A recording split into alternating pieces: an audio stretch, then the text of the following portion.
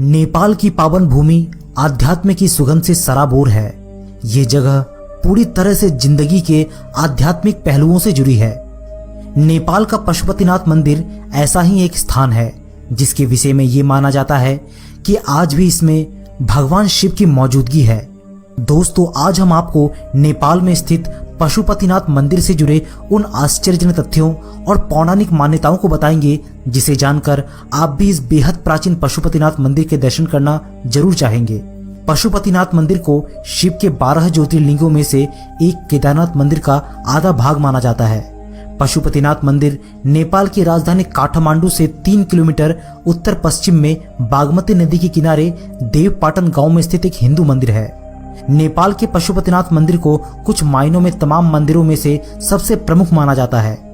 पशुपति का अर्थ है पशु मतलब जीवन और पति मतलब स्वामी या मालिक, यानी जीवन का मालिक या जीवन का देवता। पशुपतिनाथ दरअसल 4 चेहरों वाला लिंग है। पूर्व दिशा की ओर वाले मुख को तत्वपुरुष और पश्चिम की ओर वाले मुख को सिद्धजोत कहते हैं। उत्तर दिशा की ओर देख रहा मुख वामदेव है तो दक्षिण दिशा वाले मुख को अघोर कहते हैं। ये चारों चेहरे तंत्र विद्या के 4 बुनियादी सिद्धांत है।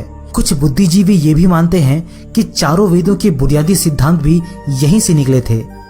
माना जाता है कि यह लिंग वेद लिखे जाने के पहले से ही स्थापित हो गया था और इसके पीछे कई पौराणिक कहानियां भी जुड़ी है। पौराणिक कथाओं के अनुसार जब महाभारत के युद्ध में पांडव द्वारा अपने ही रिश्तेदारों का रक्त बहाया गया तब अपने ही बंधुओं की हत्या करने की वजह से पांडव बेहद दुखी थे। उन्होंने अपने भाइयों और सगे संबंधियों को मारा था। इसे गोत्रवध कहते हैं। उनको अपनी करने का बहुत अधिक पछतावा था और वे इसका निवारण करना चाहते थे। तब भगवान कृष्ण ने पांडवों को इस गोत्रवध के दोष से मुक्ति पाने के लिए शिव की शरण में जाने को कहा। ये सुनकर पांडव शिव की खोज में निकल पड़े, लेकिन भगवान शिव नहीं चाहते थे कि जो उन्होंने जघन्य कांड किया है उससे उनको इतनी आसानी से मुक्ति दे दी जाए। इसलिए पांडव को अपने पास देखकर उन्होंने एक बैल का रूप धारण कर लिया और वहां से भागने की कोशिश करने लगे। लेकिन पांडवों को उनका भेद पता चल गया और वे उनका पीछा करने, उनको पकड़ने की कोशिश में लग गए। इस भागा दौड़ी के दौरान भगवान शिव जमीन में लुप्त हो गए और जब वे पुनः अवतरित हुए तब उनके शरीर के टुकड़े अलग अलग जगहों पर बिखर गए। कहते हैं जहां उनका मस्तक गिरा उस जगह को पशुपतिनाथ कहते हैं और तभी से इस मंदिर को तमाम मंदिरों में से सबसे खास माना जाता है। बैल का कुबर जहां गिरा उस जगह को केदारनाथ कहा जाने लगा। बैल के आगे की जो टांगे जहां गिरी उस जगह को तुंगनाथ कहा जाने लगा। ये जगह केदार के रास्ते में पड़ता है। बैल का नाभि वाला हिस्सा हिमालय के भारतीय इलाके में गिरा। इस जगह को मध्य महेश्वर कहा जाता है। यह एक बहुत ही शक्तिशाली मणिपूरक लिंग है। बैल के सिंग जहां गिरे उस जगह को कल्पनाथ कहते हैं। इस तरह उनके शरीर के अलग अलग टुकड़े जहां जहां मिले वहां धार्मिक स्थल बन गया।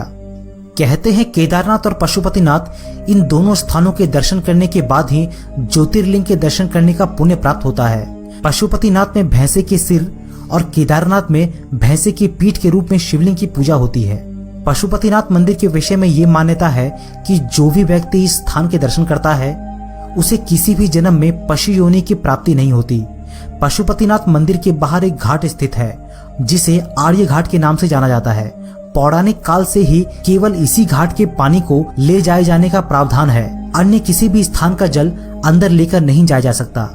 पशुपतिनाथ मंदिर का ज्योतिर्लिंग चतुर्मुखी है। ऐसा माना जाता है कि यह पारस पत्थर के समान है जो लोहे को भी सोना बना सकता है। नेपाल की सामान्य जनता और स्वयं राज्य परिवार के लिए भी पशुपतिनाथ ज्योतिर्लिंग ही उनके आराध्य देव है।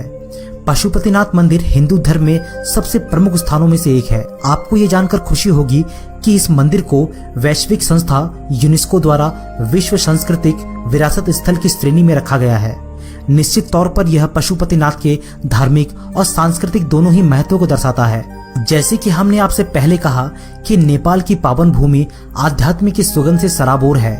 ये जगह पूरी तरह से जिंदगी के आध्यात्मिक पहलू से जुड़ी है, लेकिन इस देश को राजनीतिक और आर्थिक स्तर पर बेहद उठापटक और पतन का दौर देखना पड़ा।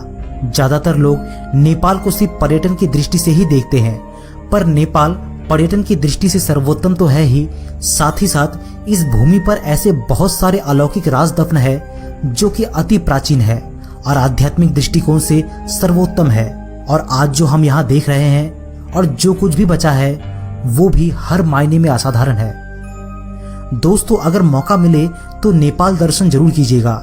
यहाँ कुछ ऐसी जगह है जहाँ के अवशेषों से आपको जानने को मिलेगा कि कभी पूर्वी संस्कृति कैसी होती थी। यहाँ आने वालों को और करीब से इस जगह को महसूस करने वालों को हर कदम पर ईश्वरीय शक्ति का आभास होगा।